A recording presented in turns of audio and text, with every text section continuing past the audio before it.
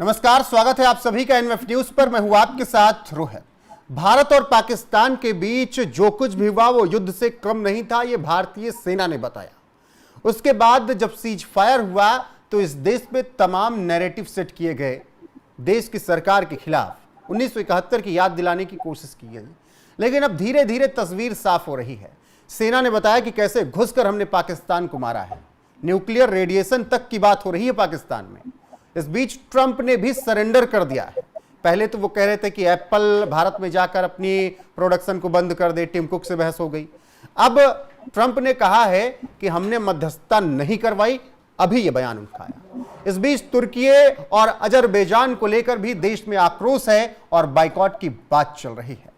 ऐसे में ये जो तमाम मुद्दे हैं इस पर चर्चा करेंगे, और पाकिस्तान से बात करेंगे तो सिर्फ पीओके पर करेंगे, क्योंकि देश की सरकार ने ही ये तय कर दिया है।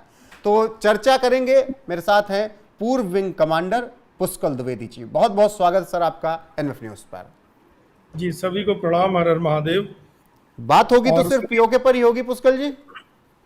बिल्कुल बिल्कुल, बात पीओके पे होगी और बात पीओके लेने पर होगी। पीओके पर होगी, उससे ज्यादा इंपॉर्टेंट केवल पीओके लेने पर होगी। हाँ, हो सकता है पीओके में बैठ के ही हो।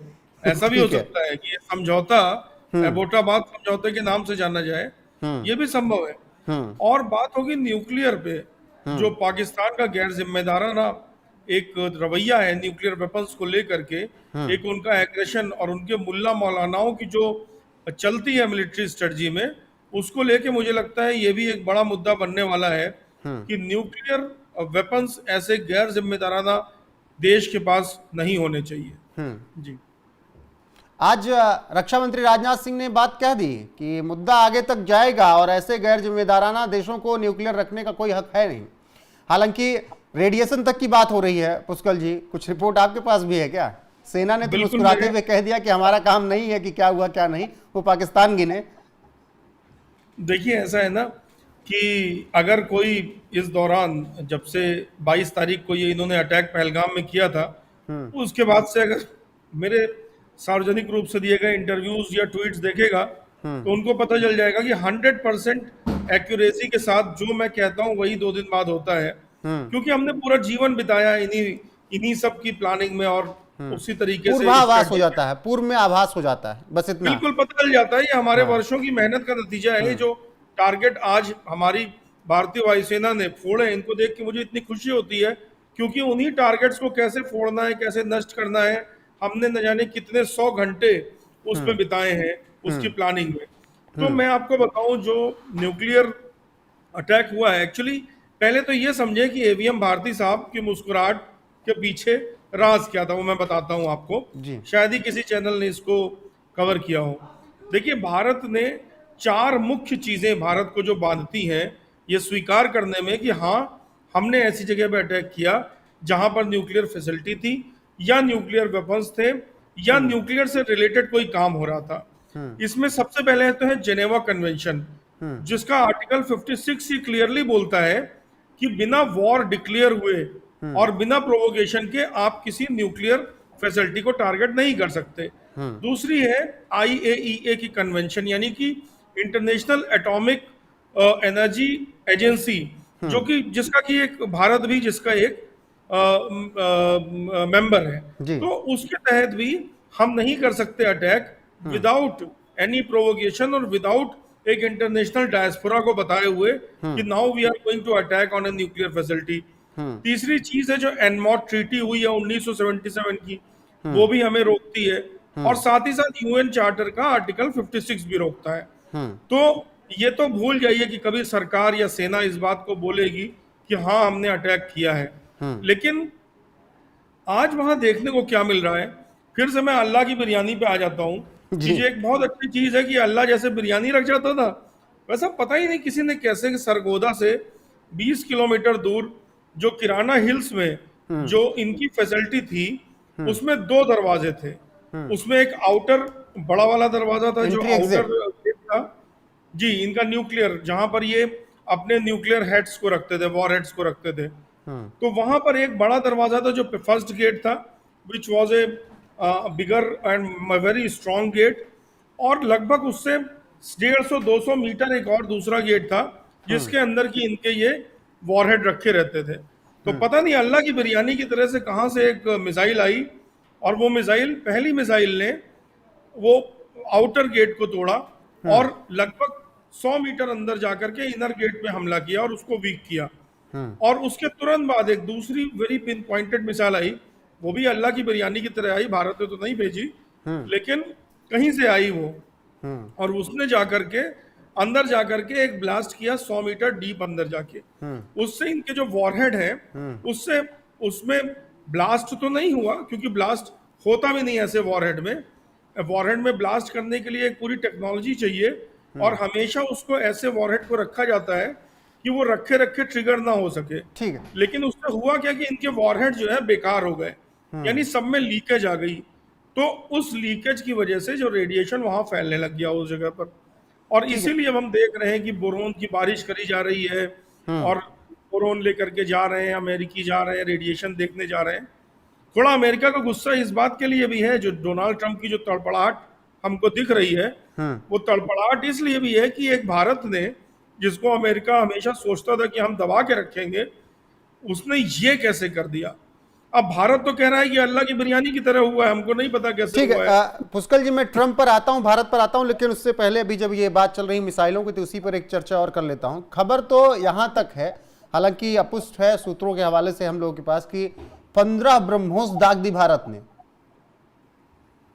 देखिए, नंबर तो कंफर्म नहीं कर सकते, लेकिन ब्रह्मोस तो यूज हुई है। और ये उन और लोगों को ब्रह्मोस जवाब से- मिल गया जो कहते थे कि मेक इन इंडिया इस देश में पॉसिबल नहीं है।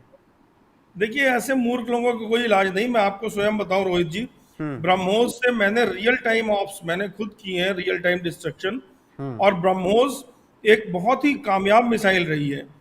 और अभी तो हमने उसमें और इम्प्रूवमेंट भी कर दिया, उसके वॉरहेड में भी इम्प्रूवमेंट कर दिए, उसकी गाइडिंग टेक्नोलॉजी में इम्प्रूवमेंट कर दिए, उसके फेल रेशियो उसका 0 है, यानी कि आप 100 बार दागेंगे तो 100 बार वो टारगेट पे जाएगी, इतनी वो रॉबस्ट है। जिस तो जिस मेक इन मिसाइल इंडिया के बारे में में सीधे ब्रह्मा जी वास कर रहे हैं, उसका टारगेट कहां फेल होना।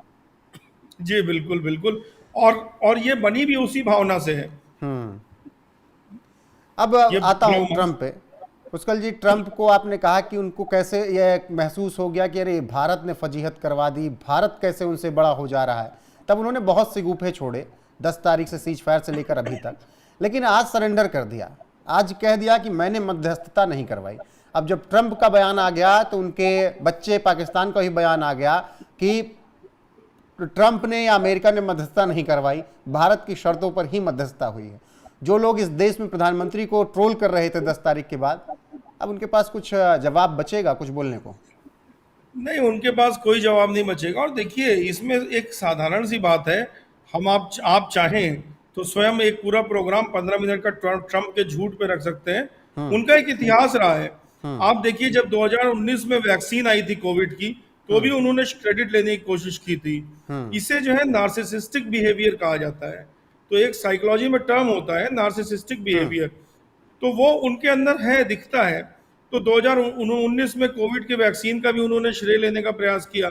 2020 में अब्राहम अकॉर्ड जो हुए इजराइल मिडिल ईस्ट में, उसमें भी उन्होंने यही सेम किया था। और हम ये ना भूलें कि 2021 में भारत पाकिस्तान के डीजीएमओ के बीच में जो संधि हुई थी, जैसे आज संधि हुई है भारत पाकिस्तान डीजीएमओ के बीच में, वैसे ही 2021 में भी एक संधि हुई थी, और उसमें भी ट्रंप ने सेम काम किया था, श्रेय लेने का प्रयास किया था। इनकी ऐसी हिस्ट्री की लिस्ट बड़ी लंबी है। तो देखिए, ये इनकी पर्सनालिटी की एक ट्रेट है, लेकिन हमको इस पे कंसंट्रेट करना चाहिए कि किस तरह इनके एक नैरेटिव को हमारे एक आर्मी ऑफिसर यानी डीजीएमओ ने ही ध्वस्त कर दिया। पहले ही दिन डीजीएमओ ने बयान कर दिया था कि ये सीज फायर सिर्फ पाकिस्तान के मांगने की वजह से हुआ है, गिड़गिड़ाने की वजह से हुआ है, इसमें अमेरिका का कोई रोल नहीं है। ठीक है, लेकिन अब बात आगे तक हो रही है। केवल ये लड़ाई पाकिस्तान से तो भारत की थी नहीं, इसके पीछे तमाम देशों ने अपना हित साधने की कोशिश की। उसमें चीन हो, तुर्की हो, अजरबैजान हो, सीरिया हो, और तमाम देशों, सब ने अपना हित साधने की कोशिश की। अब तुर्की और अजरबैजान का भी इलाज क्या होना चाहिए? क्या जो हो रहा है, जैसे अभी एर्दोगान की बेटी का जो टेंडर हुआ करता था, जो उनकी कंपनी देखा करती थी एयरपोर्ट की देखभाल, 7 एयरपोर्ट की भारत में, उसको कैंसिल किया गया, बोरिया बिस्तर बांध दिया गया। अजरबैजान कहा जा रहा है कि अब लोग ना जाएं, ना हनीमून मनाने, ना घूमने टहलने। तो इन सब देशों का इलाज अब क्या करे भारत? देखिए, इनका इलाज जो अभी तो किया गया है बहुत अच्छा है। अर्दोगान के बेटी और दामाद की कंपनी थी, वो लाखों करोड़ों का नुकसान हुआ है जिसको बैन किया भारत में। उसके अलावा मुझे लगता है कि एक काम भारत सरकार को ये करना चाहिए कि भारत में बैठे तुर्की समर्थकों को सबसे पहले उनको जो है अंदर करना चाहिए। जो ये तुर्की के साथ मिलने जाते हैं, आप समझ ही रहे होंगे किन लोगों की मैं बात कर बिल्कुल रहा हूँ। बिल्कुल। उनको और तो इनका महाराष्ट्र पुलिस ने कल उनको अच्छे से ट्रोल कर दिया। महाराष्ट्र पुलिस का मैं आपको बयान बता देता हूं। महाराष्ट्र पुलिस ने लिखा इंस्टाग्राम और अपने सोशल मीडिया अकाउंट पर कि डियर बॉलीवुड सेलेब्स, कई तस्वीरें शेयर की उसने उसमें जो आजकल एआई की चल रही है उसके, जिसमें शाहरुख, आमिर, बहुत सलमान, रणवीर, बहुत लोग थे। डियर सेलेब्स, अब आप सुकून से रहिए, परेशान मत होइए, अपने इंस्टाग्राम को आप फिर से लॉगिन करके चला सकते हैं। अब कोई भी खतरा नहीं मंडरा रहा है आपके सरहद पार वाले फैन के खो जाने का, तो आराम से चलाइए, हम सुरक्षा में तत्पर हैं।